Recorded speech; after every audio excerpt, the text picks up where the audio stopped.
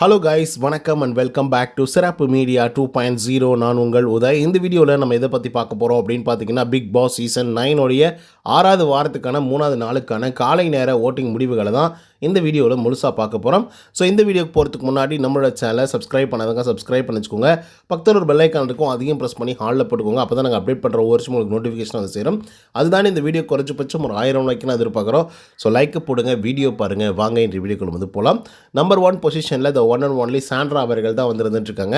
அவங்க வாங்கிய ஓட்டுகளோட எண்ணிக்கை அப்படின்னு சொல்லி பார்க்கும்பொழுது 65,700 ஓட்டுகளாகும். அண்ட் பர்சன்டேஜ் வைஸ் அப்படின்னு சொல்லி பார்க்கும்பொழுது 17.5% இருந்துட்டுருக்காங்க சாண்ட்ரா அவர்கள்.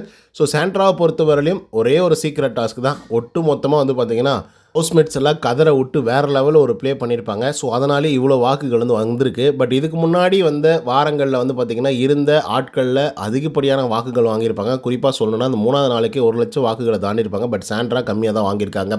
செகண்ட் பொசிஷனில் திவ்யா, அவங்க வாங்கிய ஓட்டுகளோட எண்ணிக்கை அப்படின்னு சொல்லி பார்க்கும்பொழுது 62,114 ஓட்டுகளாகும். அண்ட் பர்சன்டேஜ் வைஸ் அப்படின்னு சொல்லி பார்க்கும்பொழுது 16.55% இருந்துட்டுருக்காங்க திவ்யா அவர்கள். ஸோ திவ்யாவுக்கு ஒரு சரியான ஸ்கோப் வந்து இருந்தது. வந்து அடித்து விளையாடினாங்க அப்படின்னா கண்டிப்பாக டைட்டிலே வின் பண்ணுவாங்க அப்படின்ற லெவலுக்கு. பட் ஏதோ ஒரு இடத்துல வந்து பார்த்திங்கன்னா அவங்க மிஸ் அவுட் ஆகிட்டாங்க. மற்ற ஆட்கள் மாதிரி இவங்களும் ஆகிட்டாங்க. சொல்லப்போனால் ஓல்டு கண்டஸ்டன்ட் மாதிரி இவங்க மாறிட்டாங்க. 3வது பொசிஷனில் பார்வதி வந்து இருக்காங்க. அவங்க வாங்கிய ஓட்டுகளோட எண்ணிக்கை அப்படின்னு சொல்லி பார்க்கும்பொழுது 55,240 ஓட்டுகளாகும். அண்ட் பர்சன்டேஜ் வைஸ் அப்படின்னு சொல்லி பார்க்கும்பொழுது 14.72% இருந்துட்டுருக்காங்க பார்வதி அவர்கள். ஸோ பார்வதிக்கு வந்து கண் அடிப்பட்டாலும் ஓரளவுக்கு அவங்க கான்சியஸாக சில வேலைகளை வந்து பார்க்குறாங்க. அதெல்லாம் தாண்டி நல்லாவே கேம் ப்ளே பண்ணிகிட்ருக்காங்க. அண்டு சில நேரங்களில் அது நெகட்டிவாக போயிட்டுருக்கு, பல நேரங்களில் பாசிட்டிவாக அவங்களுக்கு வந்து மாறிட்டுருக்கு. கண் அடிபட்டிருக்கிறதே இவங்களுக்கு மிகப்பெரிய அளவில் ஒரு பாசிட்டிவாக தான் பார்க்கப்படுகிறது. பட் இருந்தாலுமே கூட வந்து பெருசாக வந்து ஓட்டிங்ஸ் அப்படிங்கிறது வந்து இன்க்ரீஸ் ஆகலை. அதுக்கடுத்த 4th பொசிஷனில் விக்ரம் அவர்கள் வந்து இருக்காங்க. அவங்க வாங்கிய ஓட்டுகளோட எண்ணிக்கை அப்படின்னு சொல்லி பார்க்கும்பொழுது 55,206 ஓட்டுகளாகும். அண்ட் பர்சன்டேஜ் வைஸ் அப்படின்னு சொல்லி பார்க்கும்பொழுது 14.71% இருந்துட்டுருக்காரு விக்ரம் அவர்கள். ஸோ பெரிய வித்தியாசம் ஒன்றும் இல்லை பார்வதிக்கும் விக்ரமுக்கும். ஏன்னா விக்ரமுக்கு திடீர்னு வந்து வாக்குகள் அப்படிங்கிறது வந்து இன்க்ரீஸ் ஆகிருக்கு. சொல்லப்போனால் ஒரு 34 வாக்குகள் மட்டும்தான் வித்தியாசமே வந்து இருக்குது பார்வதிக்கும் விக்ரம் அவர்களுக்கும். அடுத்ததாக 5வது பொசிஷனில் யார் இருக்காங்க அப்படின்னு பார்த்தீங்கன்னா திவாகர் அவர்கள் தான் வந்துருந்துட்டுருக்காரு. அவர் வாங்கிய ஓட்டுகளோட எண்ணிக்கை அப்படின்னு சொல்லி பார்க்கும்பொழுது 29,844 ஓட்டுகளாகும். அண்ட் பர்சன்டேஜ் வைஸ் அப்படின்னு சொல்லி பார்க்கும்பொழுது 7.95% இருந்துட்டுருக்காரு திவாகர் அவர்கள். ஸோ திவாகர் அவர்களுக்கு இது ரொம்ப ரொம்ப குறைவான வாக்குகள் அப்படின்னு வந்து சொல்லப்போனால் இவரும் டேஞ்சர் ஜோனில் இருக்கார் அப்படின்னு வந்து சொல்லலாம். ஏன் அப்படின்னா இவரெல்லாம் கடந்த காலங்களில் லட்சக்கணக்கில் வாக்குகள் வாங்கிட்டு இருந்த ஒரு ஆள். பட் இப்போது ரொம்ப ரொம்ப குறைவாக வந்து வாங்கிட்டுருக்காரு. திவாகரை தொடர்ந்து யார் இருக்காங்க அப்படின்னு பார்த்தீங்கன்னா வியானா. ஸோ திவாகராவது பரவாயில்ல, இவங்கெல்லாம் கவலை கிடத்தில் தான் வந்திருக்காங்க. வாக்குகளுடைய எண்ணிக்கை அப்படின்னு சொல்லி பார்க்கும்பொழுது 26,295 ஓட்டுகளாகும். அண்ட் பர்சன்டேஜ் வைஸ் அப்படின்னு சொல்லி பார்க்கும்பொழுது 7% வந்துருந்துட்டுருக்காங்க வியானா அவர்கள். ஸோ வியானாவை பொறுத்தவரையிலையும் நான் முன்னாடி திவாகருக்கு என்ன சொன்னனோ அதே தான் நம்ம சொல்லணும். ஏன்னா திவாகரை விட நல்ல வாக்குகள் ஒரு காலகட்டத்தில் வாங்கிட்டு இருந்தாங்க. ரொம்ப காலகட்டமெல்லாம் இல்லை, லாஸ்ட் வீக் அதுக்கு முன்னாடி வீக்கெல்லாம் கூட நல்லா வாங்கிட்டு இருந்தாங்க. பட் இப்போது லாஸ்ட் வீக்கில் வந்து இந்த எஃப்ஜே பையன் வந்து இவங்களை வந்து எக்ஸ்போஸ் பண்ணியிருப்பான். ஸோ அதனாலேயே என்னமோ தெரில, ரொம்ப குறைஞ்சி போச்சு. 7வது பொசிஷனில் அரோரா சிங்க்லர் வந்து இருக்காங்க. அவங்க வாங்கிய ஓட்டுகளோட எண்ணிக்கை அப்படின்னு சொல்லி பார்க்கும்பொழுது 5.84% இருந்துட்டுருக்காங்க அரோரா சிங்க்லர் அவர்கள். ஸோ அரோராவை பொறுத்தவரையிலும் ஒரு அளவுக்கு நல்ல இடத்துல தான் வந்து இருக்காங்க. பட் இருந்தாலும் காம்படிஷன் இல்லையா அப்படின்னு கேட்டிங்கன்னா கண்டிப்பாக இருக்குது. ஏன்னா வியானாவுக்கே வந்து டான்சர் ஜோனில் தான் வந்து இருக்காங்க. அவங்களுக்கே உத்தரவாதம் இல்லாத போது அரோரா சிங்க்லரும் அதே லெவலில் தான் வந்து இருந்துட்டுருக்காங்க. ஏன்னா அப்படி ஒரு சிச்சுவேஷன் தான் வந்து இருக்குது. வியானாவுக்கும் அரோராவுக்கும் ஒரு 4,000 வாக்குகள் வித்தியாசம் இருக்குது. பட் இருந்தாலுமே அது வந்து பெரிய பொருட்டாக எடுத்துக்க முடியாது. 8வது பொசிஷனில் சுபிக்ஷா, அவங்க வாங்கிய ஓட்டுகளோட எண்ணிக்கை அப்படின்னு சொல்லி பார்க்கும்பொழுது 20,570 ஓட்டுகளாகும். அண்ட் பர்சன்டேஜ் வைஸ் அப்படின்னு சொல்லி பார்க்கும்பொழுது 5.48% இருந்துட்டுருக்காங்க சுபிக்ஷா அவர்கள். ஸோ சுபிக்ஷா அவர்களுக்கு கொஞ்சம் வாக்குகள் வந்து இன்க்ரீஸ் ஆகிருக்கு. ஸோ அதனால் சுபிக்ஷா கொஞ்சம் மேலே போயிருக்காங்க. ஸோ இப்படியே போச்சு அப்படின்னா ஓகே, பெஸ்ட்டான ஒரு ஆளாக வந்து வருவாங்க அப்படின்னு வச்சுக்கோங்களேன். சுபிக்ஷா அவர்கள் அரோராவை கீழே தள்ளிட்டு கூட சுபிக்ஷா மேலே போகிறதுக்கான வாய்ப்புகள் இருக்குது. சொல்லப்போனால் இந்த வாரம் எவிக்ட் ஆகிறதுக்கான வாய்ப்புகள் ரொம்ப ரொம்ப குறைவு. அதே போல் கனியக்கா அவர்கள் வந்து 8வது பொசிஷனை வந்து பிடிச்சிருக்காங்க. 9வது பொசிஷனை வந்து பிடிச்சிருக்காங்க. அவங்க வாங்கிய ஓட்டுகளோட எண்ணிக்கை அப்படின்னு சொல்லி பார்க்கும்பொழுது 19,971 ஓட்டுகளாகும். அண்ட் பர்சன்டேஜ் வைஸ் அப்படின்னு சொல்லி பார்க்கும்பொழுது 5.32% வந்து இருந்துட்டுருக்காங்க கனியக்கா. ஸோ கனியக்காவை பொறுத்தவரையிலையும் இந்த வாரத்தோட தொடக்கத்தில் 7வது 8வது பொசிஷனில் ஆரம்பித்து இப்போ 9வது பொசிஷனுக்கு வந்து வந்திருக்காங்க.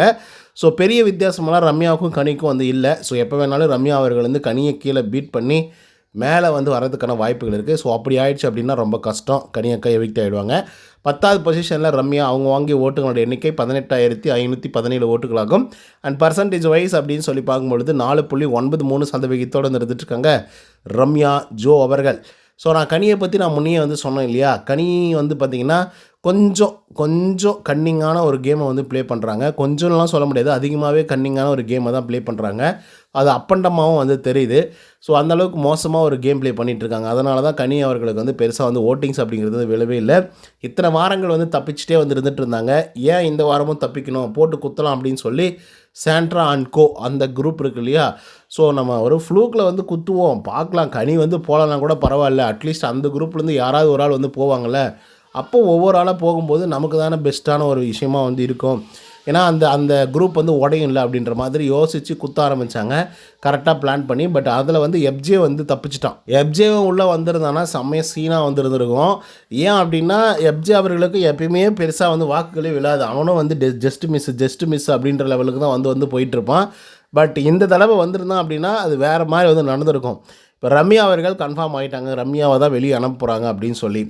இன்கேஸ் டபுள் எவிக்ஷன் இருக்குது அப்படின்னா கண்டிப்பாக அதில் வந்து ஒன்று கனியக்காவை அனுப்புவாங்க, இல்லை சுபிக்ஷா, இல்லைன்னா அரோரா.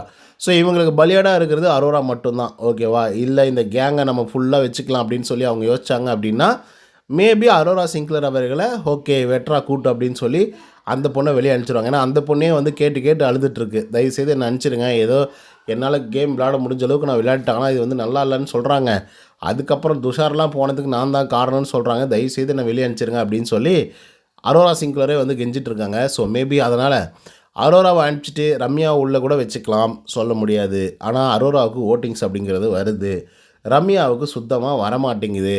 ஆனால் ரம்யா என்ன பண்ண போகிறாங்க அப்படிங்கிறது தெரியல. பட் இப்போ தான் ஆனால் ஓரளவுக்கு பேச ஆரம்பிச்சிருக்காங்கன்னா நிஜமாகவே நாமினேஷனில் வரும்போது தான் அவங்களோட இது என்ன அப்படிங்கிறத ஒவ்வொன்றா வந்து காட்ட ஆரம்பிக்கிறாங்க. இப்போது பாருங்கள், அரோரா சிங்க்லர்லாம் வந்து பார்வதி கிட்ட அவ்வளோ கோவப்பட்டிருப்பாங்க. ஃபஸ்ட்டு டே அவ்வளோ கோவப்பட்டு பேசியிருப்பாங்க. ஏன்னா வேறு வழி இல்லை, பேசி தான் ஆகணும். அப்புறம் பயங்கரமாக அழுதுருப்பாங்க. இப்போ ரம்யா வந்து பார்த்திங்க அப்படின்னா குக்கிங் டீமில் ஏன் என்னை போடக்கூடாதுன்னு சொல்கிறீங்க அப்படின்னு சொல்லி சண்டை போடுறாங்க. அது வந்து கரெக்டான ஒரு சண்டை, தரமான ஒரு சண்டை. என்னை பார்த்து பேசி, என் கண்ணை பார்த்து பேசு அப்படின்றதெல்லாம் வெறித்தனமான ஒரு டைலாகுன்னு வச்சுக்கோங்களேன். அது கரெக்டான நேரத்தில் அதுதான் அந்த சுச்சுவேஷனை வந்து நீங்கள் வந்து கரெக்டாக பயன்படுத்திக்கணும். அதை விட்டுட்டு இந்த வியானா மாதிரி சுபிக்ஷா மாதிரி வேறு யாருக்காவது நடந்த ஒரு சுச்சுவேஷனை வச்சு அதுலேருந்து நம்ம மைலேஜ் தரக்கூடாது. அதுலேருந்து நம்ம வந்து ஏதோ ஒரு கண்டென்ட்டை பண்ணலாம், நானும் அந்த வீட்டுக்குள்ளே இருக்கேன் பாரு அப்படின்ற மாதிரி பண்ணுறது பெரிய தப்பு. அந்த விஷயத்தை அவங்க 2 பேருமே பண்ணிகிட்ருக்காங்க. ரம்யா கரெக்டாக தான் பண்ணிகிட்ருக்காங்க. ஓகே கைஸ், இந்த 10 கண்டஸ்டண்ட்டில் உங்களுக்கு பிடிச்ச கண்டஸ்டன்ட் யாருக்கு ஓட் பண்ணீங்க அப்படிங்கிறத கமெண்ட்ஸில் சொல்லுங்கள். இந்த வீடியோ உங்களுக்கு அது பிடிச்சிருந்தா லைக் அண்ட் சப்ஸ்கிரைப் பண்ண மறந்துடாதீங்க. இன்னொரு தகவலோடு சந்திக்கிறேன். Until then bye from Uday. நன்றி, வணக்கம்.